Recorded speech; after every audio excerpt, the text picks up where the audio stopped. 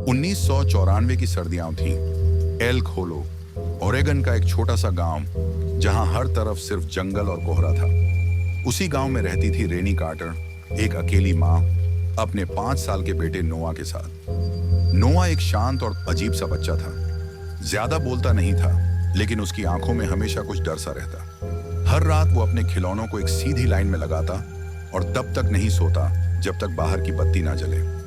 रेनी को लगता था कि ये सब उसकी कल्पना है, बस बचपना है। लेकिन फिर एक रात ठीक 2:15 पर नोआ ने उसे उठाया और पूछा, माँ, मेरे बिस्तर के नीचे वाली औरत कौन है? रेनी हंस दी, बोली, बुरा सपना देखा होगा। लेकिन अगली रात फिर वही सवाल, और उसके बाद भी हर रात, माँ, मेरे बिस्तर के नीचे कौन है? वो डरने लगी। एक रात उसने बेबी मॉनिटर चालू कर दिया, जिससे वो नाइट शिफ्ट के दौरान नोआ की आवाज सुन सके। फिर एक रात 2:13 पर मॉनिटर से कुछ आवाज आई। पहले तो सिर्फ सुनसानी सी स्टैटिक, फिर एक धीमी थरथराती हुई औरत की आवाज, उसे जाने मत दो। रेनी सन्न रह गई। उसने रिकॉर्डिंग दोबारा चलाई। वही आवाज, वही वक्त, वही शब्द, उसे जाने मत दो। उसने मॉनिटर बदला, कमरे की वायरिंग चेक करवाई, यहां तक कि पलंग की जगह भी बदली, लेकिन कुछ भी नहीं बदला। हर रात 2:13 पर वही आवाज आती रही। फिर एक रात उसने ठान लिया वो खुद नोआ के कमरे में रुकेगी। वो एक पुरानी कुर्सी खींचकर उसके पलंग के पास बैठ गई। नोआ सो रहा था, अपने टेडी बियर को कसकर पकड़े हुए। घड़ी की सुई धीमे धीमे चल रही थी। 12 बजे, 1 बजे, 2 बजे।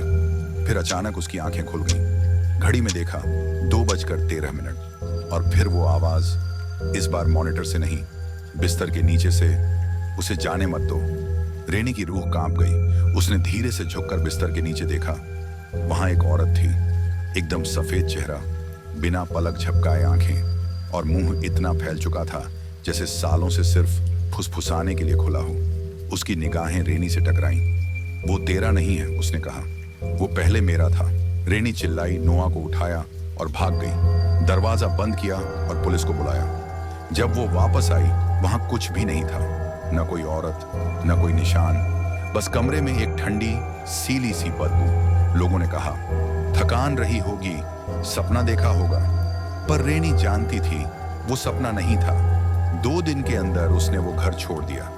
उसके बाद से वो आवाज कभी नहीं सुनी गई। लेकिन नोआ आज भी कभी कभी नींद में बड़बड़ाता है, वो मुझे ढूंढ रही है, माँ, उसे वापस मत आने देना।